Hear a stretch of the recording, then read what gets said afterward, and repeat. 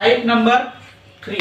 अभी तक हमने क्या क्या देख लिया, जिसमें दोनों चीज गिवन हो, सिर्फ हम क्या निकालते थे, इंटरसेक्शन मतलब कोऑर्डिनेट निकालते थे, एक्स वाई की वैल्यू। दूसरे में क्या देखा हमने, रेशियो निकालना सीखा। तीसरे में हम क्या सीख रहे हैं, जहां पर रेशियो भी निकालना है और क्या निकालना है आपको, कोऑर्डिनेट भी निकालना है। सिर्फ आपके पास कोऑर्डिनेट मतलब जो डिवाइडिंग पॉइंट, इसको ऐसा याद रखना, क्या निकालना है, हमारे पास दिया सिर्फ दो कोऑर्डिनेट ए और बी की वैल्यू दी रहेगी। उसके बाद में हमें जो x और y उनको भी फाइंड करना है और साथ में रेशियो भी निकालना है। अब यहाँ पर तो थोड़ा गजब भी होगा। कैसे गजब होगा, देखो क्या लिखा है, when coordinates are given and find ratio and intersection। intersection मतलब जो पॉइंट हमें निकालते हैं, डिवाइडिंग पॉइंट ना, उसकी बात कर रहे हैं। अब देखो क्या है क्वेश्चन, इन व्हाट रेशियो, मतलब रेशियो निकालना है। समझ में आई बात, पॉइंट करते जाना, एक एक क्वेश्चन की एक एक लाइन को अंडरलाइन करके समझा करो। कहता क्या है, व्हाट रेशियो मतलब निकालना पड़ेगा, is the line joining the points. क्या क्या दिया है, पॉइंट्स मतलब एक पॉइंट मिल गया हमको ए और दूसरा मिल गया बी। ए मिला हमें क्या 4 2, बी क्या मिला हमें 3 और -5, खत्म। यहां तक समझ में आ गया, क्लियर। इसके बाद divided by the x axis, कौन डिवाइड कर रहा है इसको, x एक्सिस, कौन किया, x एक्सिस किया, क्लियर है बात, कौन किया, x एक्सिस किया, बता दिया इसने, किसने किया divide, x axis. Also find the coordinates of the point of intersection, मतलब हमें पॉइंट भी निकालना है, कोऑर्डिनेट पॉइंट इंटरसेक्शन भी निकालना है। तो दो चीजें हमें निकालनी थी। और गिवन क्या क्या है, नोट करते जाइए। गिवन क्या है, a दिया है हमारे पास, कितना है a 4 और 2, b कितना है भाई 3 और -5, ठीक है। हमें निकालना क्या क्या है, p के निकालना है x y, a भी निकालना है और रेशियो m1 रेशियो m2 भी निकालना है। अब ध्यान दो, क्या हम मान लेते हैं, लेट रिक्वायर्ड रेशियो m1 और m2 and the point on x axis. क्या बोला इसने, x एक्सिस, यहां पर ध्यान से समझना है। हमने बोला, किसने बोला कि x एक्सिस डिवाइड कर रहा है, क्या कर रहा है, x एक्सिस डिवाइड कर रहा है। अब देखो ये है कार्टेशियन प्लेन, ये है y और ये है x। अगर जो चीज x पे है, यानी x पे यहां है, तो वो y में 0 होगी।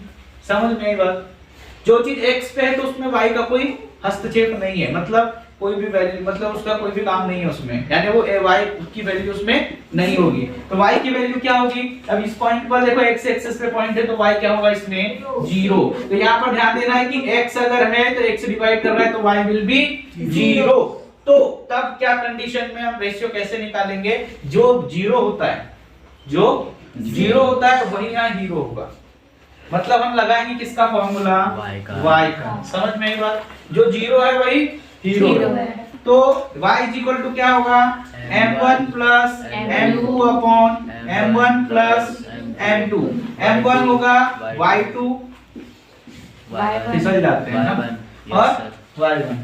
अब y क्या है, 0 है, क्या है 0, और जो 0 है वही हीरो है। तो m1 क्या है हमारे पास, पता नहीं।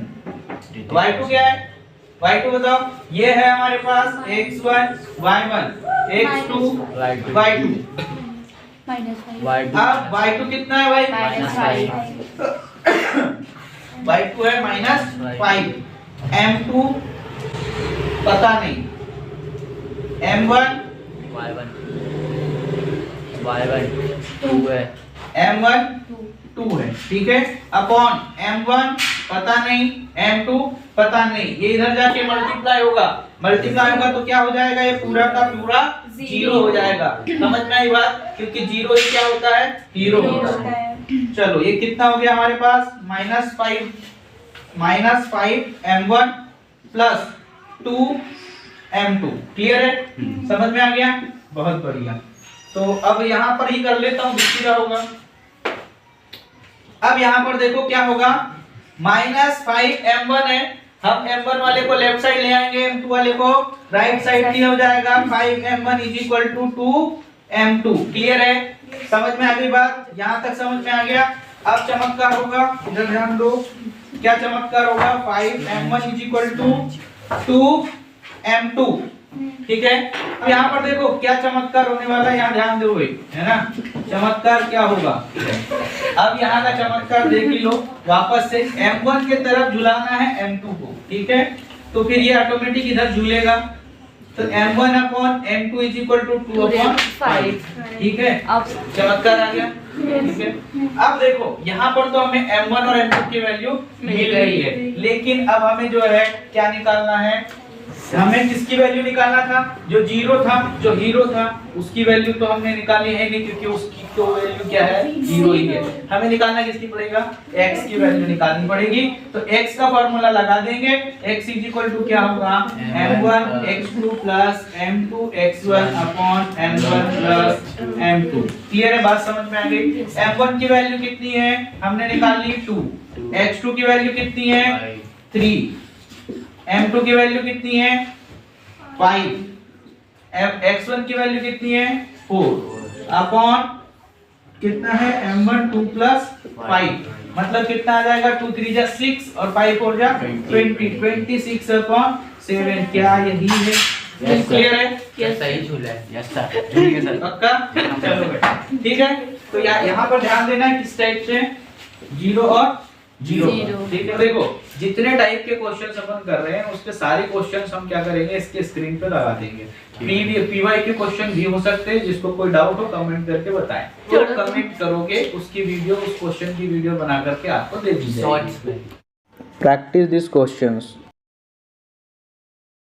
का क्या सेक्शन इन मिड पॉइंट फार्मूले में टाइप नंबर 4 देख रहे हैं, ठीक है। इसमें क्या दिया है, when x or y given, जब x या y की वैल्यू दी रहेगी और given, then find coordinates of the point of intersection and ratio. क्या क्या निकालना है हमें, पॉइंट भी निकालना है और रेशियो भी निकालना है। अब देखो क्वेश्चन क्या बोल रहा है, calculate the ratio in which the line joining the points. देखो जो लाइन ज्वाइन कर रहा है, ये जो पॉइंट्स है जो लाइन को ज्वाइन कर रहे हैं, 4 6 और -5 -4 है, ठीक है।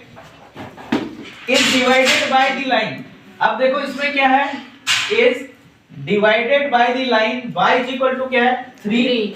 Also find the coordinates of the point of intersection. इसमें क्या क्या फाइंड करना है हमें, कोऑर्डिनेट्स ऑफ द पॉइंट जो इंटरसेक्ट कर रहा है, इंटरसेक्शन पॉइंट निकालना है, और क्या निकालना है, रेशियो। अब देखो इसमें गिवन क्या क्या दिया है, a की वैल्यू हमारे पास दी है कितनी 4 और 6, b की वैल्यू कितनी दी है -5 और -4, ठीक है। और यहाँ पर देखो टू फाइंड क्या क्या करना है, हमको फाइंड करना है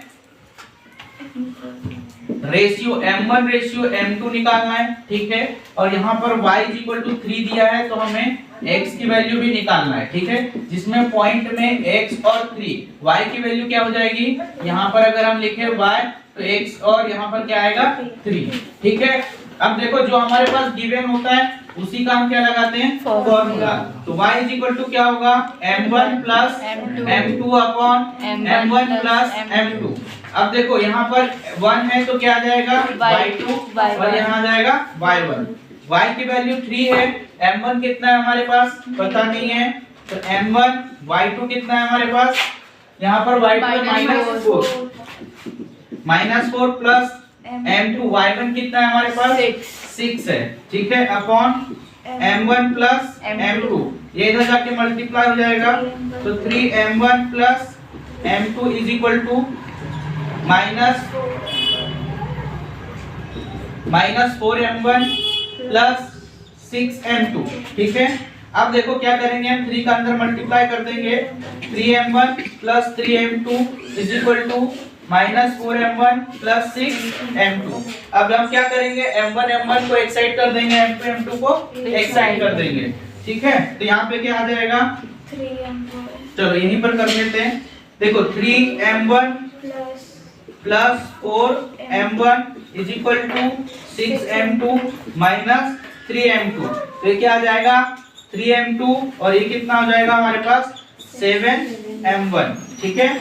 अब यहाँ पर क्या आ जाएगा हमारे पास 7m1 is equal to 3m2। देखो m2 को m1 के अपॉन में लाना है और इसको इधर ले जाना है, यहाँ क्या आ जाएगा हमारे पास m1 upon m2 is equal to 3/7।